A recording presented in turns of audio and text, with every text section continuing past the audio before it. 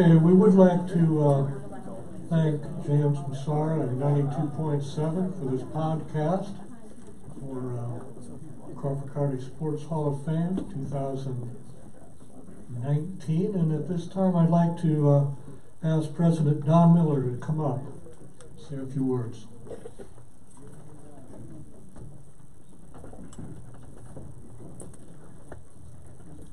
Well, I didn't bring my big speech for tonight, so you can rest, but I do have 7 pages here in front of me. But I certainly do want to welcome you to our 10th, hard to believe, our 10th annual induction ceremony here for the Crawford County Sports Hall of Fame. An idea that was started by athletic directors so many years ago. And unfortunately for those athletic directors, they all left and went someplace else and left those of us that care about athletics to carry this project forward. We have, in the past, had over 60 people, counting tonight, either teams, individual people, coaches, or other people connected to athletics, inducted into our Hall of Fame. And those of you that had the opportunity to view our Gerald Straley room to the, as you face the doors to the left, we have all of the award winners there in the individual plaque for each of the years that we have brought people in. And so we're up over 60 people in our hall at this time. Also, a second part of our mission excuse me, was to give scholarships to young people graduating from high school that had been successful in their athletic careers, but also a very decent education program in their past so that they could go on to college and do great things. And very, very fortunate tonight, we had 5 scholarship winners last year, and 2 of those winners are with us here tonight. And I'd like to ask them to come up forward, if they would, just for a moment, please. The 2 of last year's scholarship winners, please come up.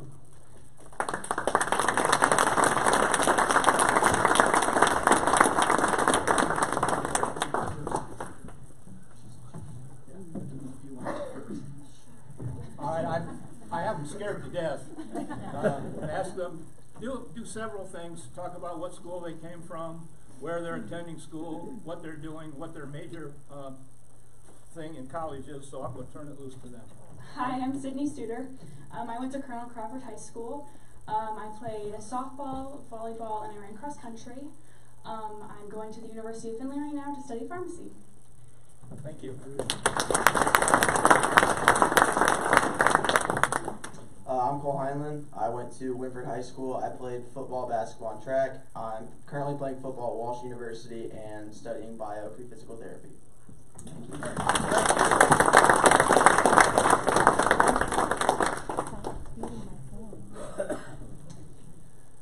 In doing a program like this, there are just a multitude of people to thank, and I want to do that at this time, so bear with me, but it's really important that we recognize all those that have a real deep and loving interest in sports in Crawford County. Our local papers in the different communities and our radio station, as we've recognized and what they've done, always at Friday nights at the phone board is the night that we announce who the next group of people are going to come into our hall. And they always give us that opportunity sometime late in December to do that. So our local papers and our radio station are very, very important to us. Your meal, special occasions have worked with us every year, and we appreciate them so much. So I want to shout out to those folks in the kitchen from Special Occasions. Our program, I think you would agree, is a very nice program. It's A1 Printing here in town that does this for us. I think they do a wonderful, wonderful job. Trophy House, Dean Williams, all the plaques that you saw in our room, the ones tonight, and of course the ones we're going to give out to the winners tonight, all done by Dean at the Trophy House here in Bucyrus. Nate Rashawn does the videos. And these videos, what you have on this screen, are this year's nominees. What we have in the Straley room is a video that runs completely from the very first class that went in through this year's class.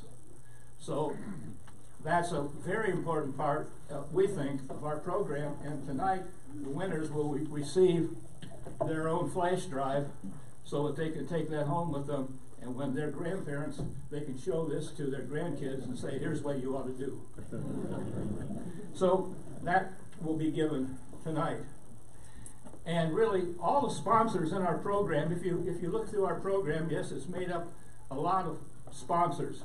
But these people believe in what we're trying to do, the message we're trying to get out to people, and so they contribute to our success. So I would ask that if you pass by, if you stop in some of these businesses or these people, you just say hi to them and say, hey, I saw your ad, I saw it, and I appreciate your support of athletics in Crawford County. Would really appreciate that. And Ralph Thaumet, sitting down here in front of me for years, has donated his service to be our MC. He checks on me, helps me not make mistakes, and I really appreciate Ralph and all that, all that he does. Now, there are in the room, I think, 5 past members of this hall. I would ask, if you are a member of this hall or you are a direct representative of a member of our hall, would you please stand at this time? I know you're here, so you can't hide.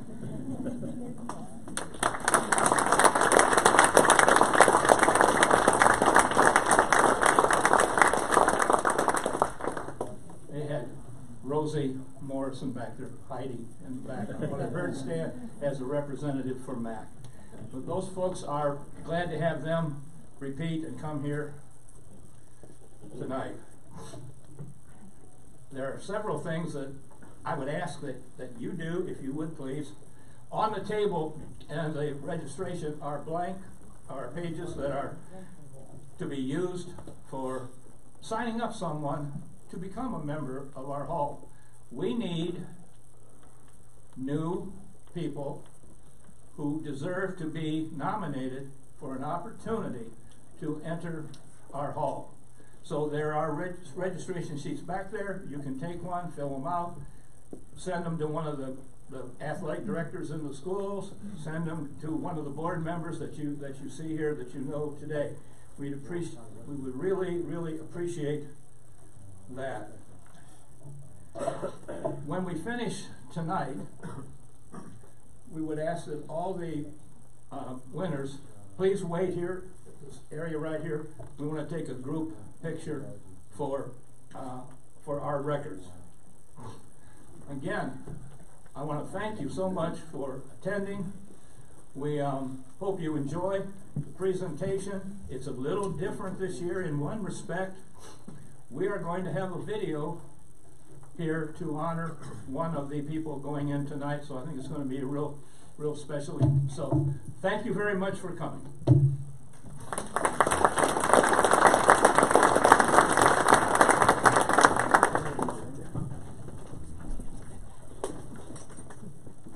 Thank you, Don.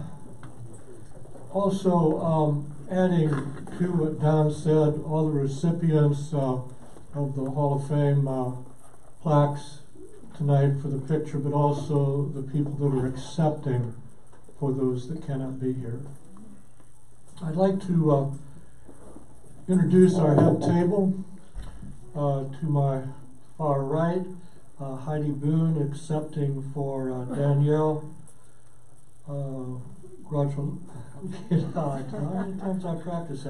Grochowalski. Heidi is Danielle's sister, and Joe Bauer, a friend, will be presenting for Danielle. Mick Frye and Sue Stanek, son and daughter of Bob Frye, next two. And to my far left, Teresa Oberlander, Vayner Spies, and Jennifer Schaefer representing Buckeye Central. And Coach Spies, a longtime basketball coach at Buckeye Central, will be presenting both of these ladies. Jay Dennison is next. He will be representing Jake Stryker, and Coach Peggy Keller of Wynford. And it says in our program 74, but I think the state championship was 75. And she was their coach. And how many times does a school start up a program for the very first time and have anybody on that team even reach the state tournament? But this 75 relay team won the state tournament with a 440 relay. And it really pleases me to see 440 yards. I used to coach track, and I'm one of those people that never made the transition to meters. So whenever I see yards, I like that. I like that a lot. So moving on, let's have Mick Frye, who will be presenting for his father, Bob Frye, with the Crestline Bulldogs.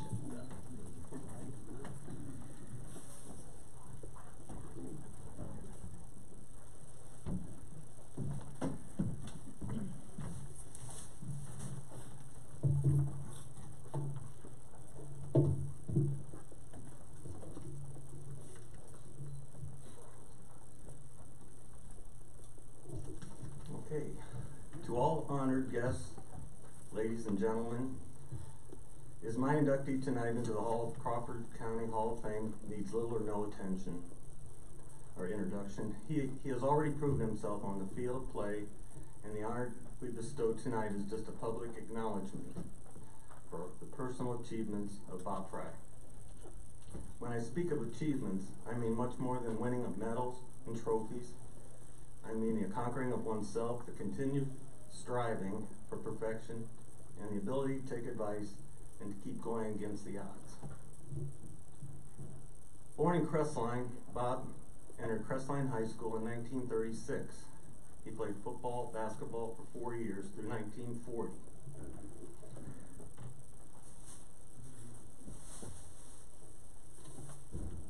I have the actual jersey here from the picture. And I was thinking about wearing it, but I think it still has the game-worn. And also, I think after this event tonight, it'll be worth a few more extra bucks.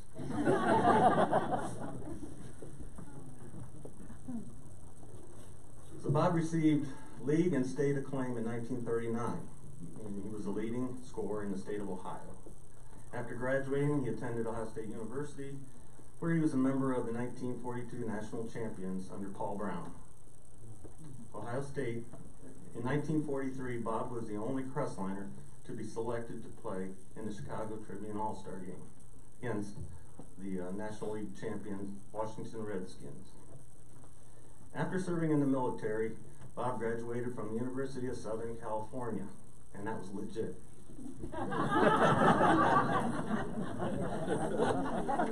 And he was not a part of the rowing team.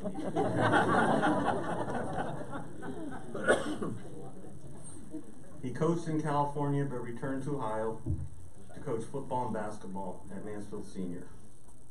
Bob was the first coach of Mansfield St. Peter's High School from 1958 to 1971. His team won 259 while losing 65 games. They won the state title and several times were runners-up.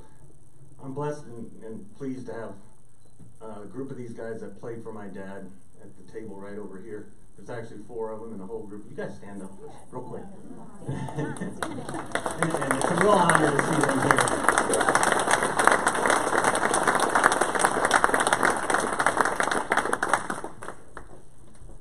St. Peter's High School gym was named in honor of him, and they named the school gym after him.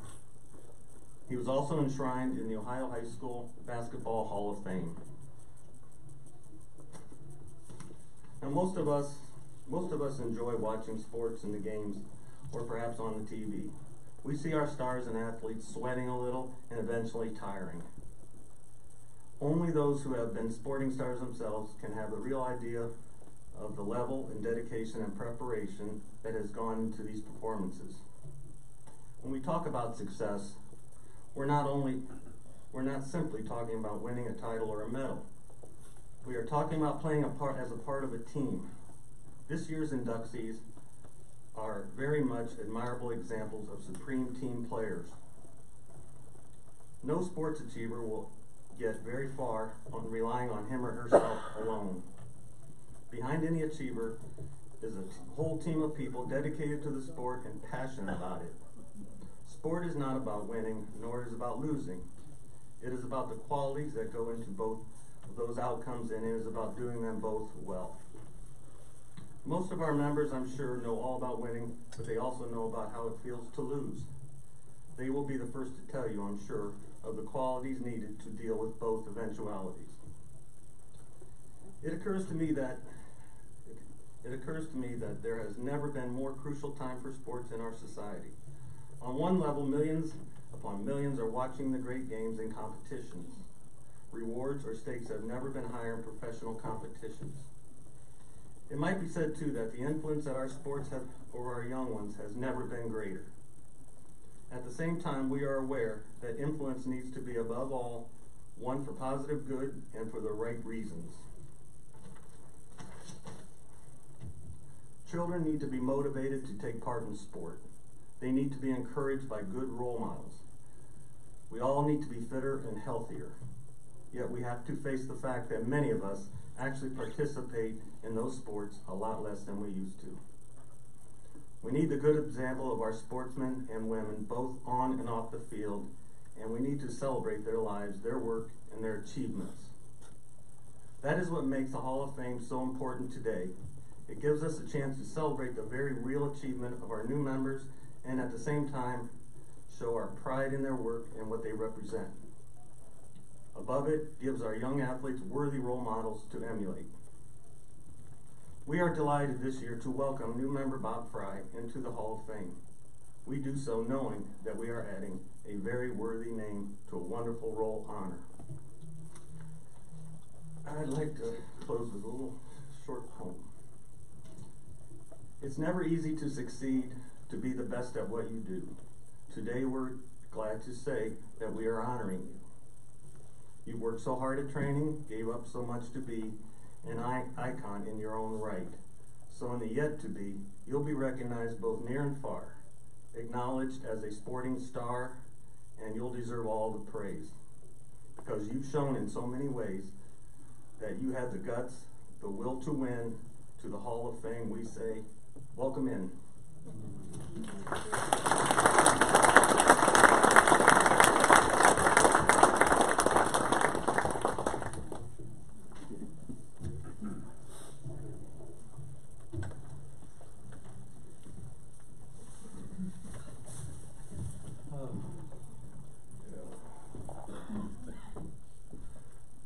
Sue? Oh, You're accepting? no, Nick is. Oh, Mick is? Oh, well, We can both. we can both. Both of you. I didn't know I was. Sue and Mick. I'm sorry.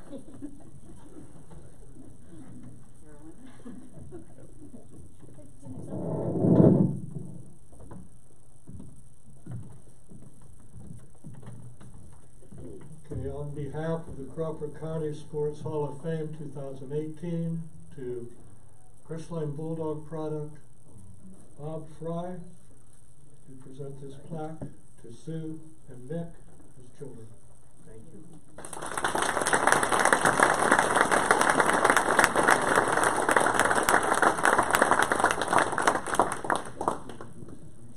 And it's really neat when in 2009, the first year of the Crawford County Sports Hall of Fame, legendary coach from Crestline, Merle Hudson, was inducted, and Mick, one of his players, was inducted 10 years later. Okay, moving on. Presenting for Danielle Grochowalski, Joe Bauer.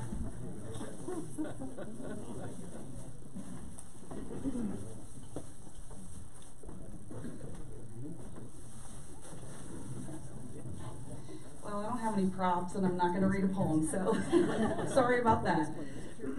I would just like to congratulate all of the athletes tonight on being inducted into the Crawford County Hall of Fame.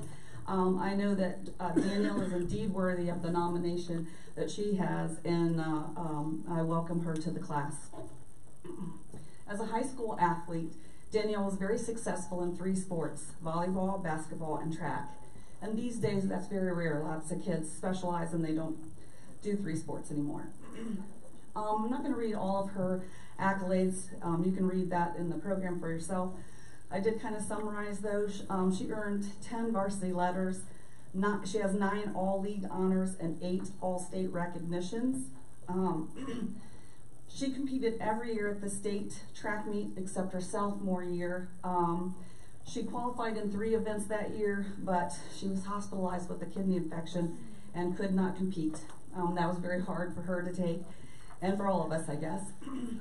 She's very hard-nosed and very competitive, and she always put extra time in before practice and after practice to make sure that everything was just right and she was comfortable with what she had done at practice that night. She made a difference no matter what team she was on. It was an honor for her to be on that team, and she contributed everything that she had. She was a very versatile athlete, and I can remember 2 pretty specific things about how she was an example of being versatile. First of all, she sacrificed her own personal success for the benefit of the team. And we were trying to figure out a couple big meets, how we could get the most possible points that we could for us to win as a team. And I volunteered Danielle to run the 400, the 300-meter hurdles, and the 200, because we knew that she had the ability to win all 3 of those races. And those of you who know the order of events in track and field know that they basically go back to back to back. And she was a beast and gave it everything she had. And eventually, though, that decision backfired on me because she became my personal trainer, and every time I complained or said that what she was making me do was too hard, she always threw that in my face. Remember when you made me do that? And also, I know that she ran the 100 sometimes, and I think 2 times in her high school career we had her run the 800. And she was very, very close, I think within hundredths of a second of setting the school record in that. So she could do it all. She is on the Wall of Fame in 2 different schools in the county. At Colonel Crawford, and I think she's one of the very first people to do this. I know there's a couple others, but she was one of the very first ones. At Colonel Crawford, she's on the wall as a basketball player and as a track member. And at Wynford, she's on the wall for volleyball, basketball, and track. Her senior year, Danielle never lost a race in the 400 meters. She was the state champion in the 400 in 2003, and I can still see her running that race in my mind. And it was really funny because we had certain spots on the track that we wanted her to do certain things, and when she was gonna, take control of the race and do what she needed to do, and as she was coming around the last turn on the 300, about the 300-meter mark, she started smiling, and she could see on the big TV that she was gonna win, and she knew she could do it. And I'm like, stop looking at that TV and finish the race. She's also the Wynford school record holder in the 400 and 200. And she was inducted into the Wynford Hall of Fame in the 2013-14 year. After high school, she continued her success at the University of Findlay. She is the college record holder of 5 University of Findlay track records.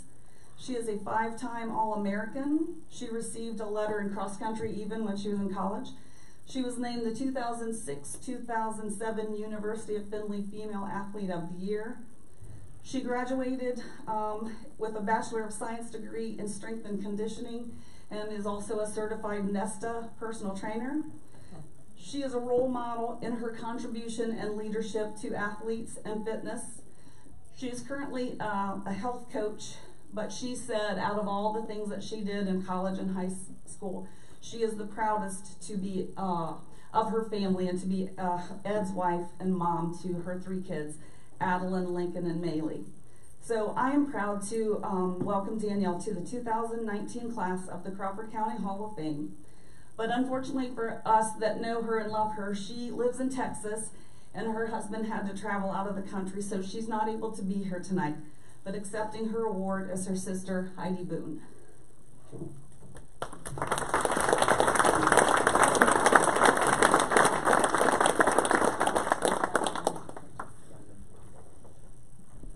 And Jill was, as I think you gathered, one of Danielle's coaches when she was running. Heidi, would you like to come up and...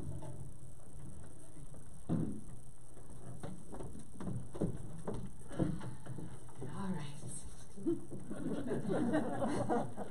On behalf of the Crawford County Sports Hall of Fame 2018, I do present Danielle Grochowalski to Heidi Boone, Danielle's sister. Congratulations. Thank you very much.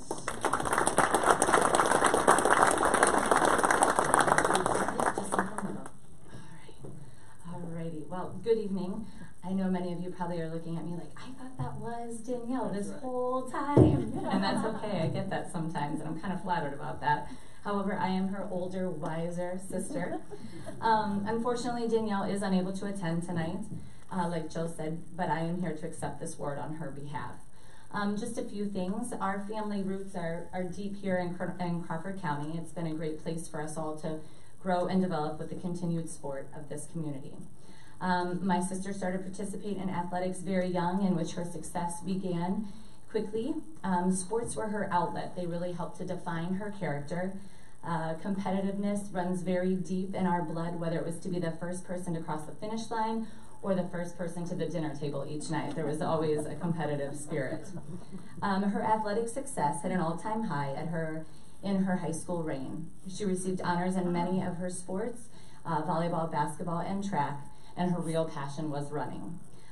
Here is where her natural talent was shown the most, as she helped to lead her teammates to victory and also herself to the platform as a state champion in the 400 meters. After high school, her achievements continued as she was named Female Athlete of the Year in 2007 at the University of Findlay. She recognizes and appreciates all the guidance, the push, and the discipline given to her by all of her coaches along the way that helped to challenge her to be the athlete that she really was. Athletics continue to be her focus in her career as she coaches and she leads others on their health and fitness journey.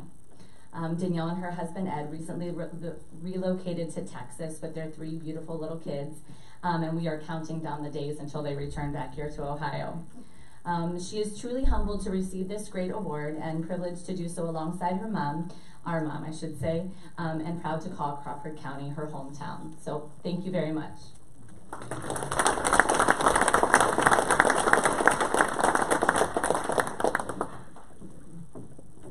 Just when I can pronounce Grochowalski, we're done with Danielle. Okay, Coach Vayner's speech, introducing Jennifer Kaple Shaver.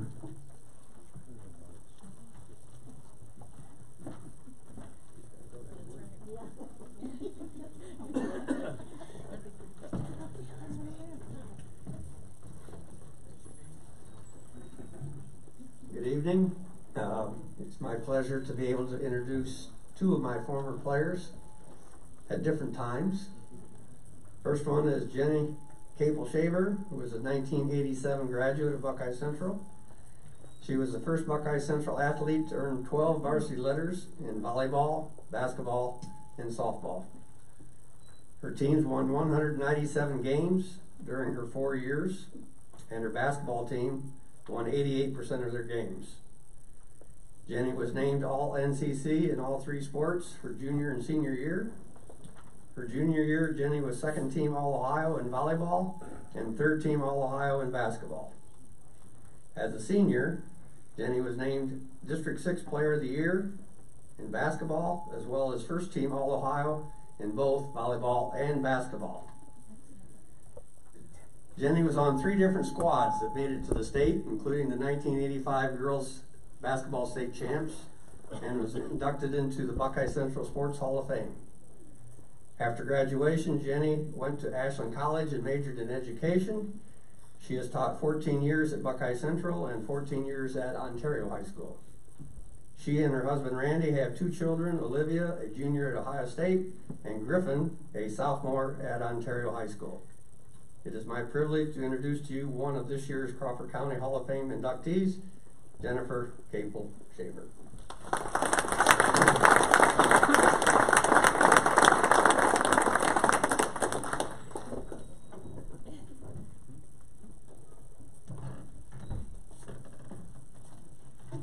I just want to thank the committee for all your time and effort in planning this very nice banquet.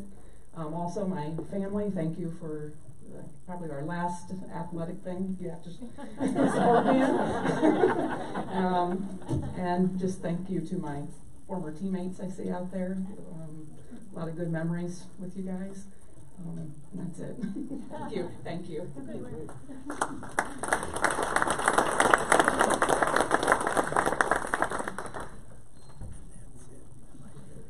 Okay, on behalf of the Crawford County Sports Hall of Fame 2018, I'd like to present to Jennifer Kaple Shaver.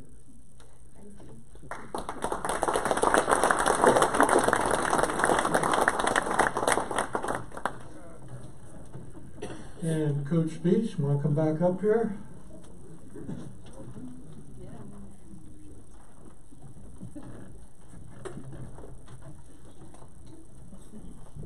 The second person I'd like to talk about tonight is Teresa Luidhardt Overlander. She's a 1984 graduate of Buckeye Central, where she lettered in basketball and track. Her freshman year, she finished 5th in the state in the 100-meter hurdles, 4th in the state in the 800-meter relay, and set a school record in the 1600-meter relay that lasted for 37 years. Teresa's sophomore year, she was a member of the 1982 girls basketball state runner-up team. In track, she finished 2nd in the state in the 800 meters relay. Teresa broke the school record that year in the 100-meter dash and also the 200-meter dash. Her junior year, Teresa broke the school record with 23 rebounds in a game and finished 2nd in the state in the 100-meter hurdles and 8th in the state in the 400-meter relay.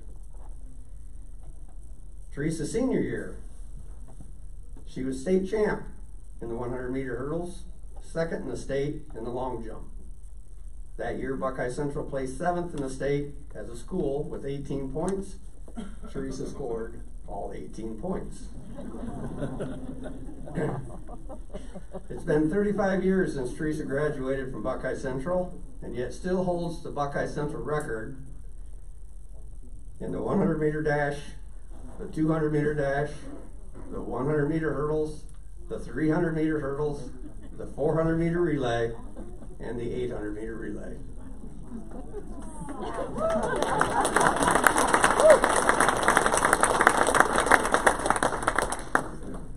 Teresa graduated from Buckeye Central first in her class with a 4.0 GPA and is a member of Buckeye Central Sports Hall of Fame.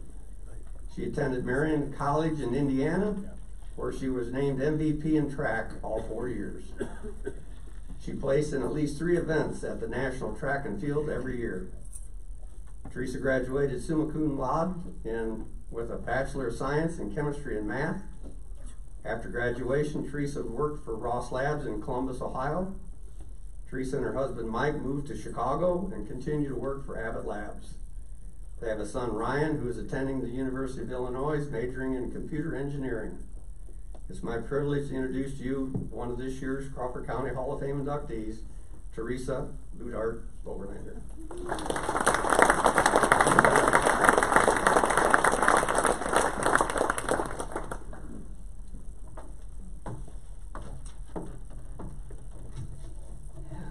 First, I'd like to say thank you to the committee for the selection, and I'm truly honored and humbled by the selection. For all of us being honored here tonight, God definitely has given us a talent in sports. I want to give him the glory for the privilege and for the love of sports. We are all gifted in some area, and running was definitely my joy. There are a great many memories from training, playing basketball, or running track with teammates, families, and even friends from church who might have been on the opposing team. Even though the goal was to win, being part of the team to me was the most meaningful. It's been many years since these high school days, and working out now over the age of 50, I'm jealous of the stamina and the strength we had in our younger years, but I definitely don't miss some of the silly things I did in my teenage years.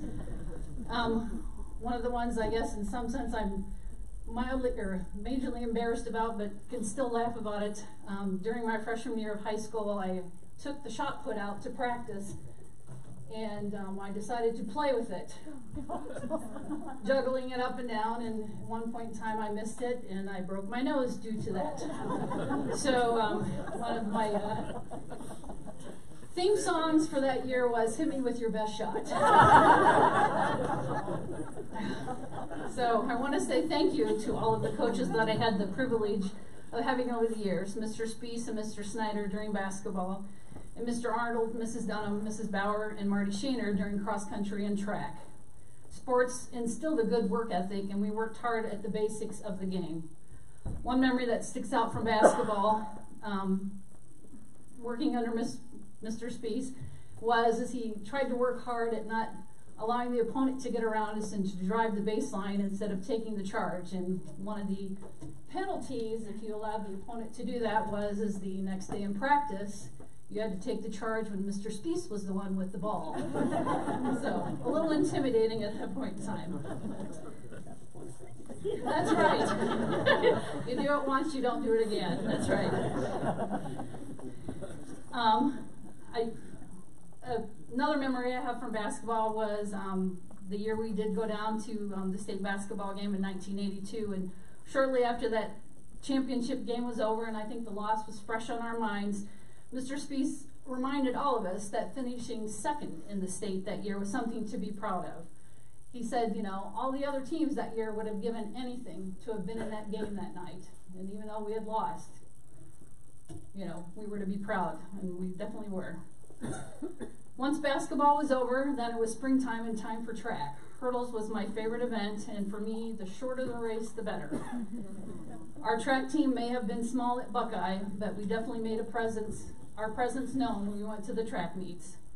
I had the privilege and fun of running 3 years with my sister on several of the relays over the years. Not too many people can say that they had their sibling with them all those years. It was fun that we could talk and joke with our friends and have many memories. We worked hard on our handoffs during those years because we knew that those really made the difference between whether you succeeded or failed in a relay. Julie often started the relay, and I was the one to finish it. In some ways, Wynford kind of became a second home to us. We spent a lot of time over the year. That was our home football field during high school, and we spent many of our larger track meets there, so that was a privilege to run there. Buckeye Central may have been a small school, but it provided plenty of opportunity to compete in sports, whether you participated in one or many sports.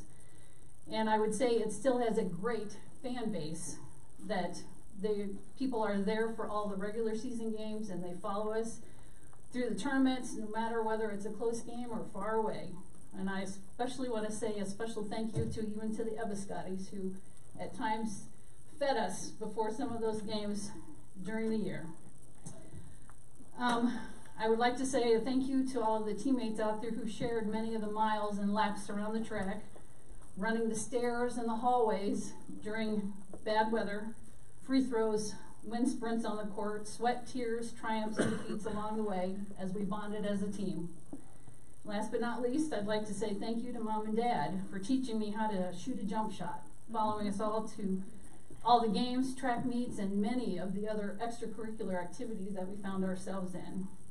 Parents definitely are our biggest fans, and they want nothing more to see their child succeed, do their best, and hopefully even dream with us that one day we will win it all. Thank you.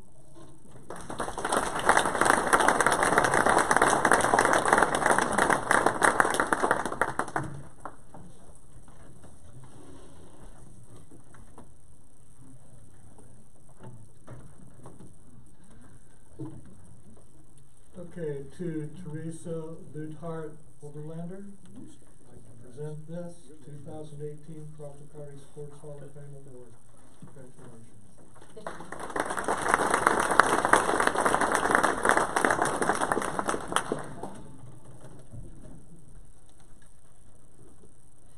You know, I can't help but marvel over all that Crawford County has to be proud of. I grew up in Richland County and was fortunate enough to teach in Crawford County for 16 years at Crestline, and had the honor of being at these banquets the last 10 years, and the tradition, the Wynfords and the Crawfords and the Crestlines, the Galleons, the Buckeyes, all of them. I mean, and the consolidations. I told Don as we were reading how neat it was to see the different emblems of the previous high schools that were the consolidations that came into Crawford and Wynford. And their history has been preserved. And really kudos to the Crawford County Sports Hall of Fame for doing this. Okay, we're going to switch and have the Wynford 1975 State 440 relay team honored here next, and we're going to do Jake Stryker last. So Coach Peggy Keller, and she'll be speaking about Penny Miller Cuffman, Linda Rule Chapman, Kathy Hornak, Grochowalski, and Becky Wilburn and Nickelson.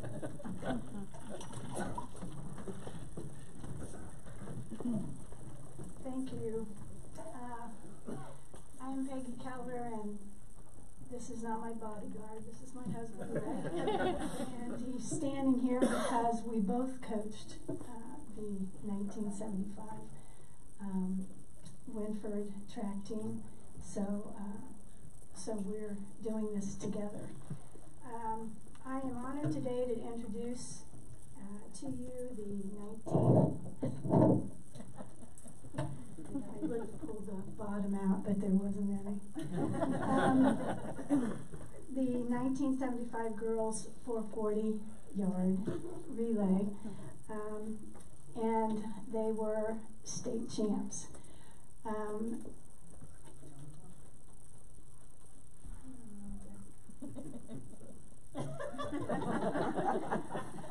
Two of the least favorite things for me to do, first of all, or the least favorite things for me, is first of all to be the center of attention, and secondly is public speaking.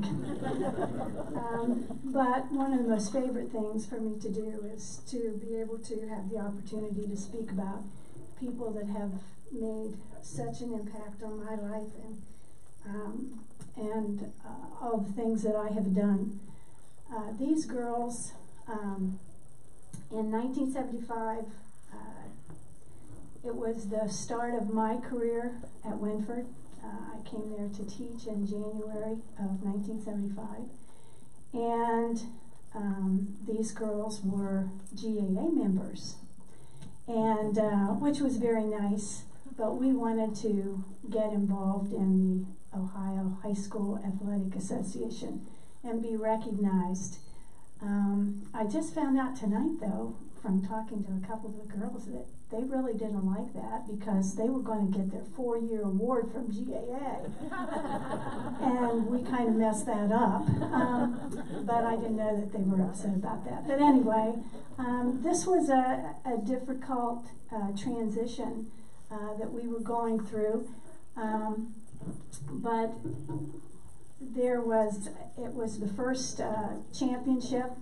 It was on a trial basis, and if it worked, if everything went as planned, then they would be accepted. We knew that Title IX was on their way. That was going to be helpful. We had administrators, Don Miller, who was just such support in that effort because it was very difficult. This was a big transition, and we didn't know whether we were going to have the interest. And I put a sign-up sheet on my door and asked the girls to sign up if they were interested in going out for track. It was new, it was different, and we were going to be competing against other schools, and I had 90 girls sign up on the door. And Don Miller said, hey, you just go and tell them what you're going to expect out of them this year, and the number will go down. And it did. We had 86 to show up. We were also working on the track with the boys track team. And when you bring 86 girls out on the track and say, hi guys, here we are, it did cause some problems. But these girls were ready to go. They were ready to be directioned by Rick and I, and that was such a good support. And afterwards, years after, I wondered, why did they do that? I'm from West Virginia, he's from Pennsylvania. We come in, we don't know anybody. They don't know us. We're not related to anybody in the area. Why would they accept us to come in and even the parents to come in and take their kids and train them and be their coaches? But we had so much support, and the girls did a great job. I never had the opportunity to participate in sports when I was in high school and college. So to be on the front lines with these guys and be the first to be with these girls that pioneered girls athletics in the state of Ohio was just the greatest gift that I could have, because this is something that I always wanted to do. So these girls were great kids. They came from great families. All those families helped us. I mean, in track you have 15 or 13 events, and we had to have people that timed and ran the events and so on. And so these parents were coming out saying, well, we could help, but we don't know what we can do. I said, oh, just go down there, you'll figure it out. And they did, and they figured it out, and we had them for the rest of the season. These girls got to stand on the podium, like I said, in the Ohio State Stadium, and they were with 13 girls that went to state that year. 11 of the 13 got to stand on the podium at Ohio State. And again, this is the first year.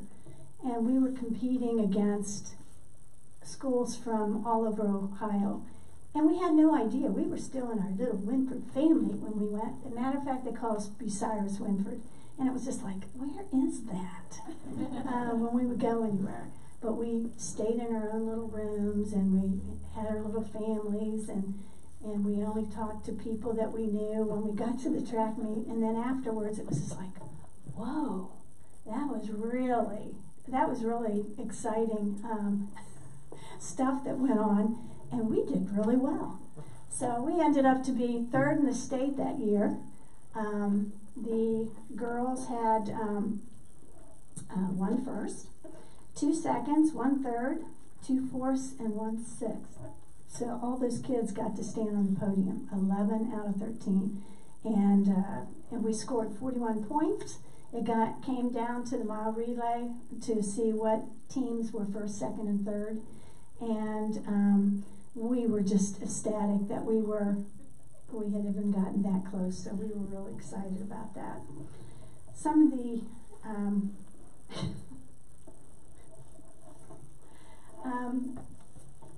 some people said it was beginner's luck, that it was a fluke, but this team was a pioneer for many other teams in Wynford and many other individuals that went to the state meet because they knew they could do it, because these girls did. But they also knew that they had to work very hard, and these girls did that as well. They did anything we asked them to do, which was really some outrageous things sometimes when we came up with different ideas to get better, and they were kind of our guinea pigs, and found out that what didn't work and what did work, and what did work we used years later. What didn't work fell by the wayside. But most of the things that we did, the girls were benefited from. We also, during that year, we had won all of our tri meets and all of our dual meets. And we also won the Marysville Relays. We won the county. We won the NCC. We won the Mihawk Relays, which were relays in the state of Ohio that many people tried to get into, and it wasn't set in any class, so it wasn't class A, AA, AAA. We went down there and ran with the big boys. We just didn't know that until after we got back home. It was kind of interesting. All the parents would get the newspapers from all over the state of Ohio and say, hey, our times are like kind of competitive with these schools out of Cleveland and out of Columbus and so on. So that was a lot of fun too. But we couldn't have done all that unless we had the support of all the parents, and also Don Miller, as I said, because he supported us through school, and anytime I had any problems, he would help us out, and he knew that girls athletics was going to come. It was just a point in trying to convince everybody else that it was here as well. So we would like to introduce the girls, and these girls were not just good athletes, but they excelled in the classroom. They were leaders in the school, and this is the 1975 yard relay, 440-yard relay, I'm sorry, and state champions. Coming out of the blocks, handing off, first exchange is Linda Rule Chandler.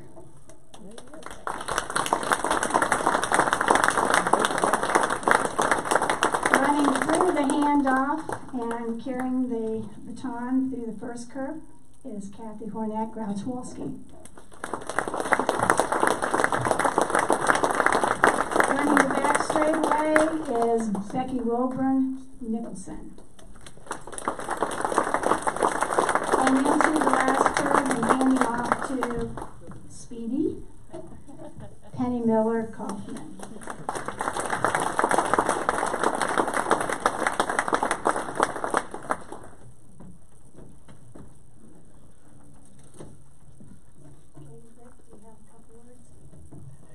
My wife said she hated public speaking, but she just used all of our time, so there's no time left.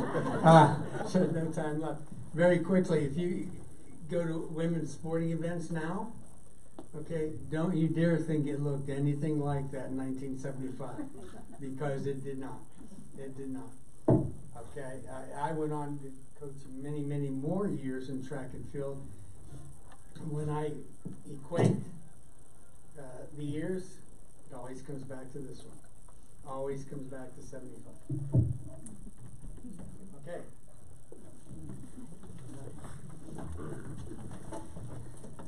Okay, the seniors, because I was a sophomore and I went last, they told me I had to do the speech tonight. And I'm a retired teacher, so we have an illustrated talk.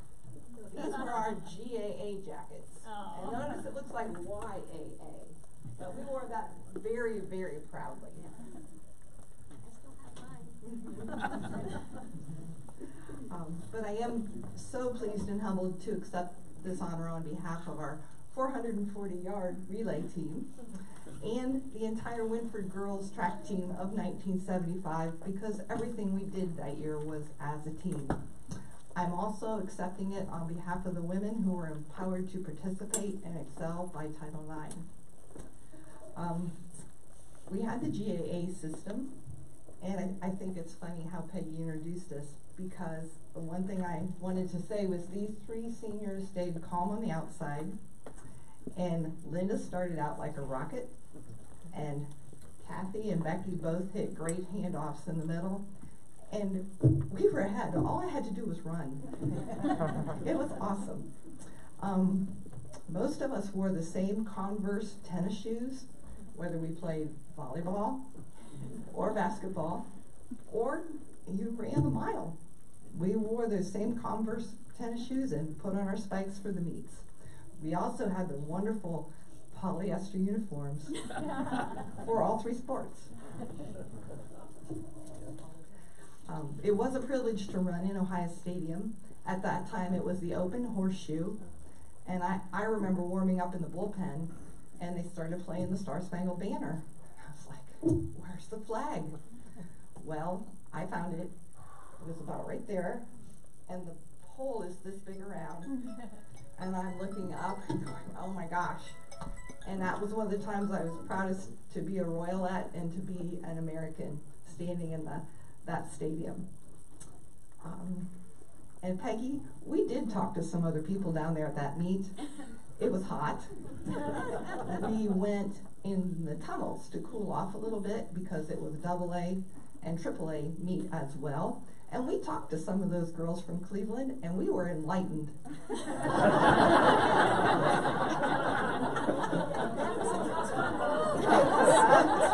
weren't watching us.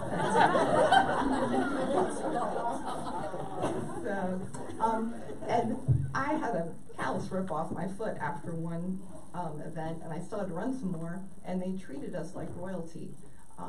The trainers escorted us to the training room, and they had on these crisp white OSU trainer shirts and black shorts, and they fixed you all up. So that was really nice. We ate out. We stayed in a hotel. Most of us probably watched that digital clock flip just about every digit most of the night. I remember repeating Isaiah 40:31 many times. Those who wait on the Lord will renew their strength. They will mount up with wings like eagles. They will run and not be weary. They will walk and not faint. And that got us through. He took care of us. And they talk about, well, how did Peggy get us all ready to go just in 1975? There were a few people that helped beforehand. I remember Dee Osball coaching us in basketball, Mrs. Terwilliger, and even back in junior high, we had the Marine Corps fitness teams, and Larry Miller and John Short. They expected as much out of the girls as they did out of the boys. And I'll say some thank yous to Don, our principal. He was there to support us and has continued to be a huge Wynford supporter. Our parents, who sat and waited in the parking lot because we were doing a couple more handoffs, a couple more starts, a couple more hurdles. They were very patient, and when they said, yeah, we're going to Columbus to a track meet, we're keeping your girls overnight, and they were like, okay, here we go. I do want to thank Rick and Peggy on behalf of all of us. They were young, enthusiastic coaches who had us in top form and prepared us for this challenge. And they challenged every young woman on our team. They had this huge chart in the coach's office, all gridded off, and every one of those 86 participants had a goal in the event they were running. And if you reach your personal goal, you didn't have to win, you reached your goal, you got a little star, a little asterisk. And we worked really hard to get those marks. They knew how to motivate us. And Dick Edmonds took some of those pictures that showed up. He carded us all over Ohio Stadium and plastered pictures all over the sports page. We could go on and on with memories, but we'll stop there and just say thank you very much to the Crawford County Sports Hall of Fame on behalf of the whole team.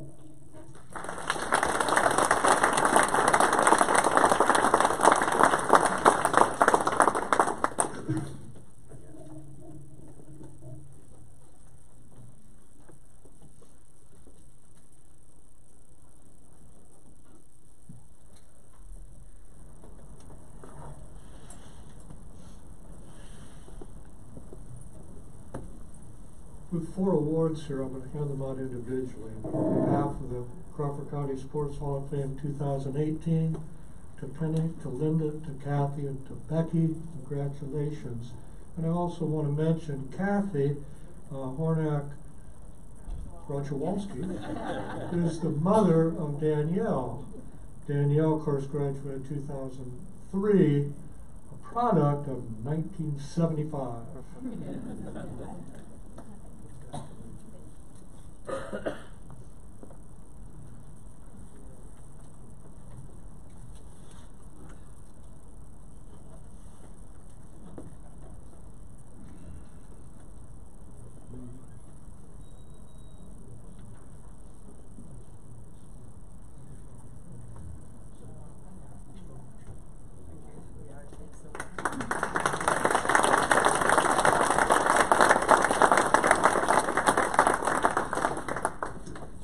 Okay, at this time,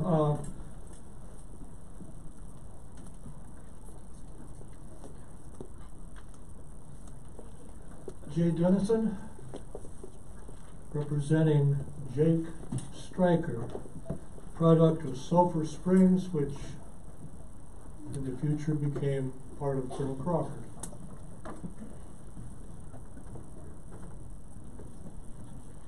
Good evening.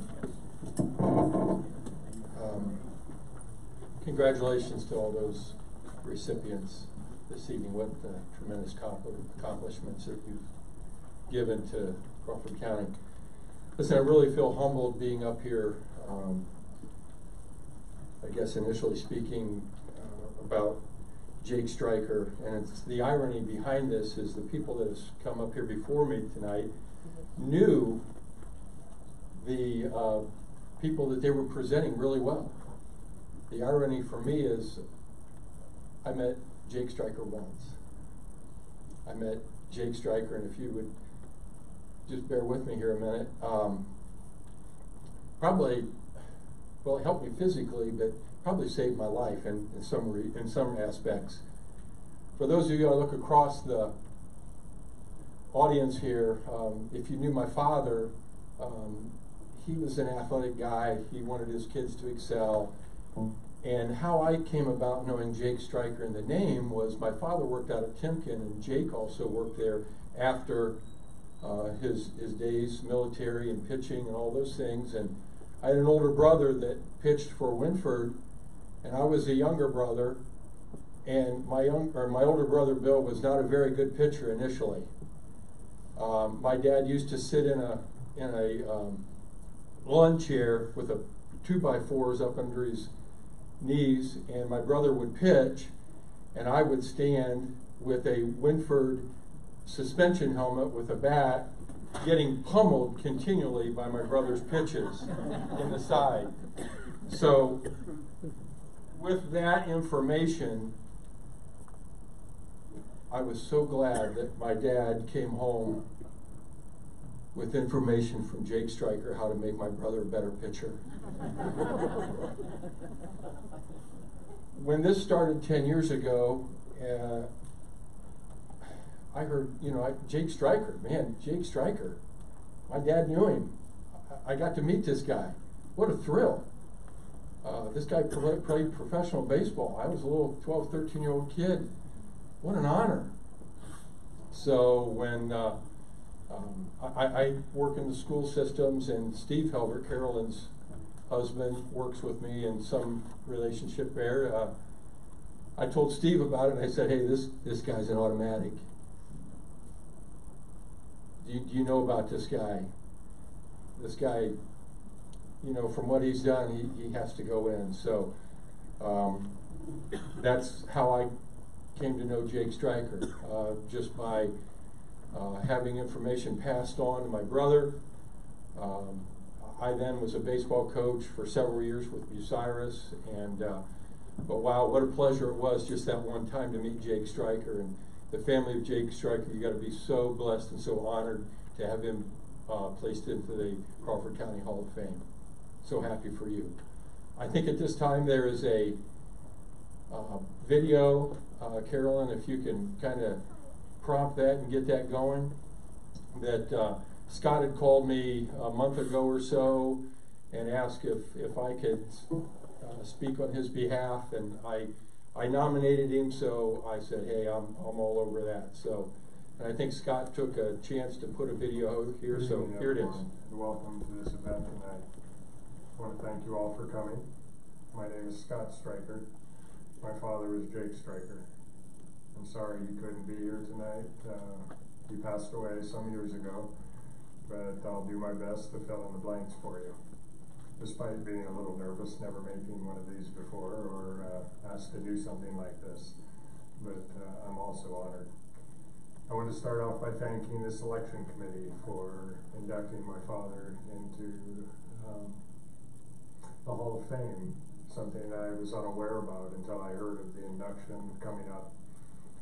And I also wanted to thank Carolyn Helbert, who has been instrumental in helping organize and get all this together and help me put things together that I might be a part of this.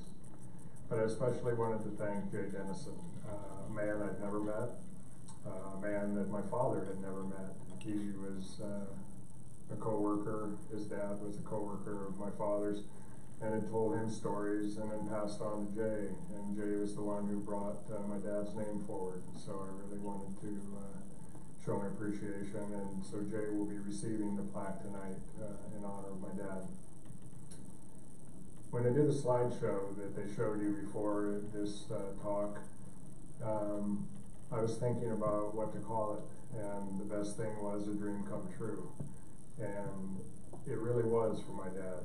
And something that a lot of adversity and the growing up that he had, what he had to fight through to even make it to that one key place that he wanted to get to, which was being able to pitch baseball in Cleveland Stadium. Growing up in a small town, growing up on a farm, born in New Washington in Crawford County, they lived at what today would probably be very much poverty level as farmers, growing up with 10 brothers and sisters, at times no electricity. But I never heard my dad complain about any of that or even bring most of that up.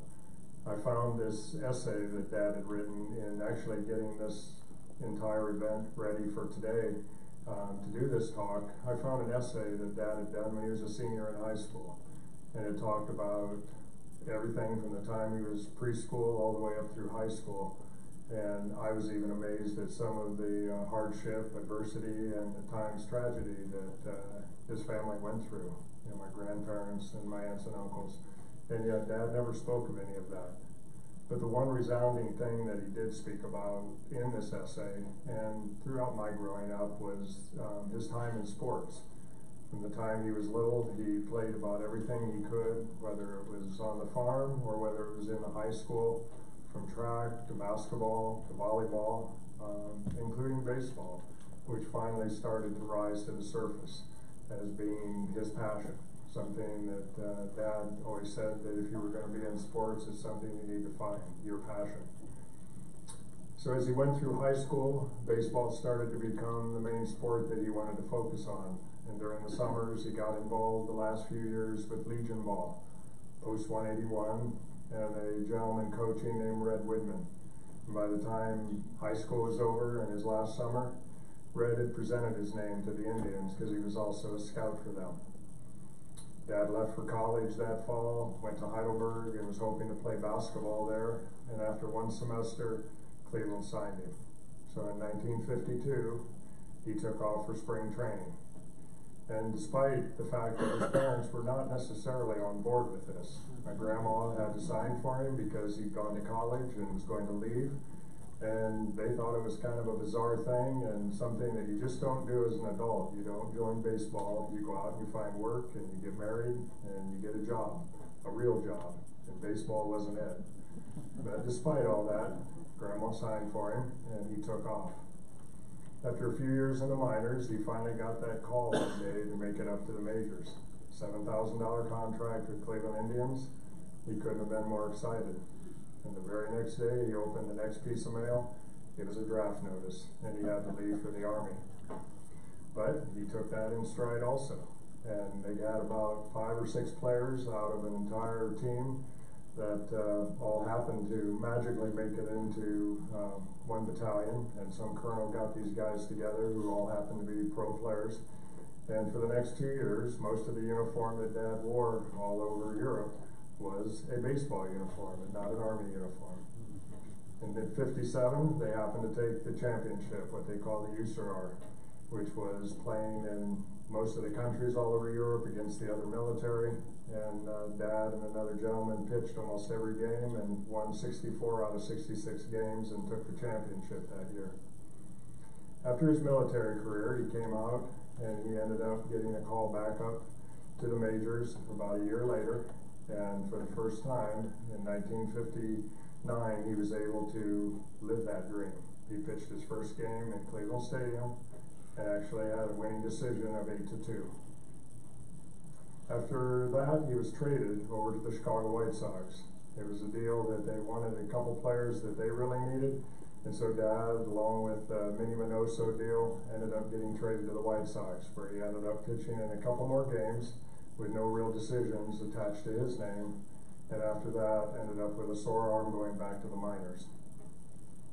After another couple years in the minor leagues, he decided he had enough.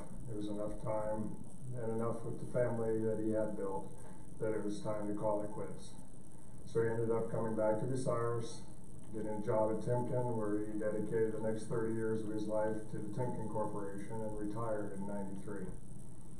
After that, moved on to Arizona. They decided that's where they wanted to live after all the traveling they'd done around the country.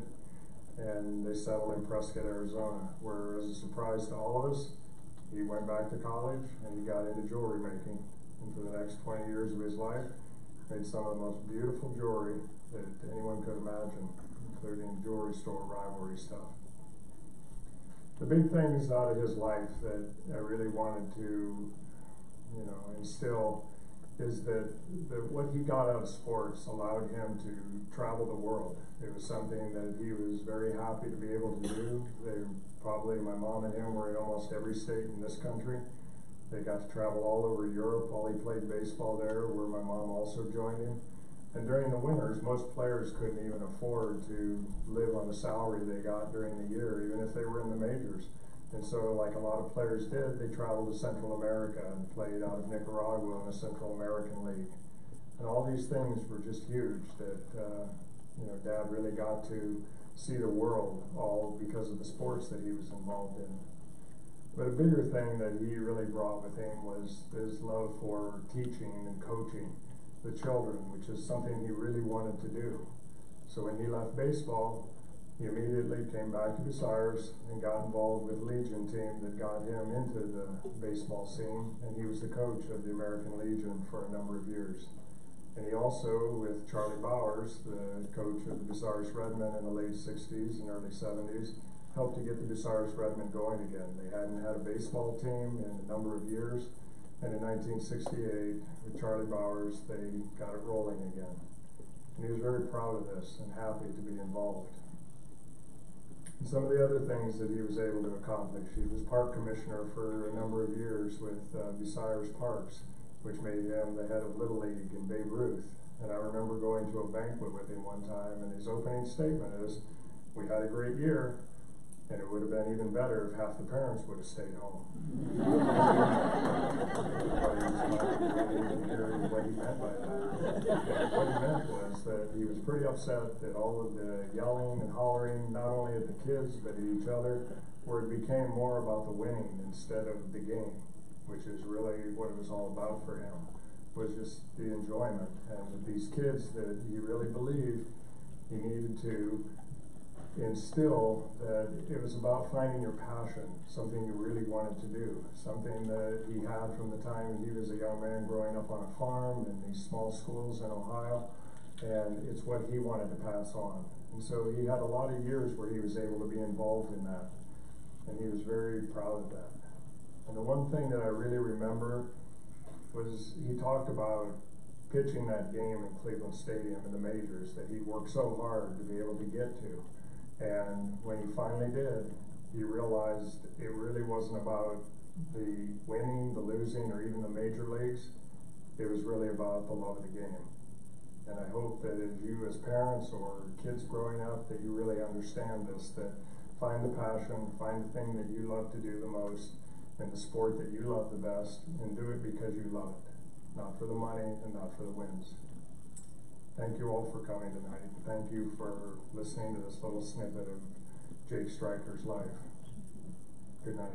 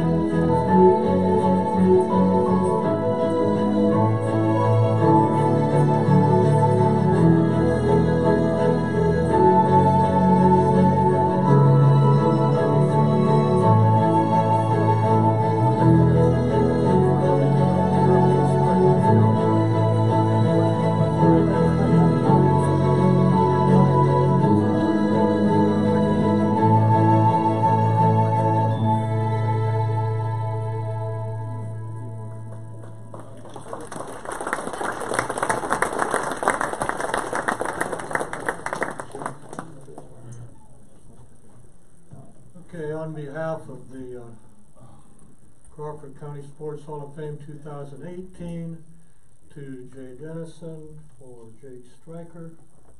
Congratulations on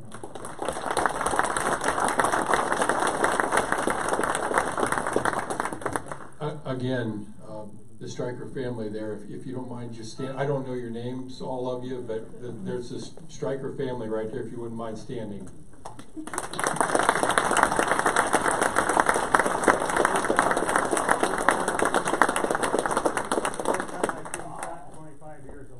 Hang on, say that again. The last time I saw him was probably 25 years ago, maybe. Okay. He had hair down to his back, where his belt. He don't have any hair now. Okay. And it was a privilege for me when Jake pitched his first game. I was up there, and I got to go in the locker room after the game. So super. I got to shake his hand with Rocky Calavito and some of those guys. Those three guys. Yes. Again, very humbled. Thank you very much. Now, I do remember 1959 when a guy by the name of Frank Trader Lane came to. I called him Frank Traitor Lane because not only did he, trade minute and no soul over Jake Stryker and Rocky Calavito later. Yep, yeah, he traded managers. Yeah. Hey, wasn't this an awesome evening? Huh? Give the committee a hand. Crawford County Sports Hall of Fame Committee.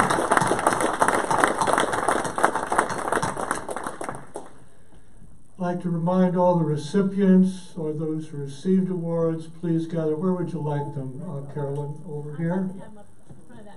Okay, right in front of here. We can move the podium over to the side. To all of you, please drive safely. Thanks for being here and being part of an awesome evening. Good night.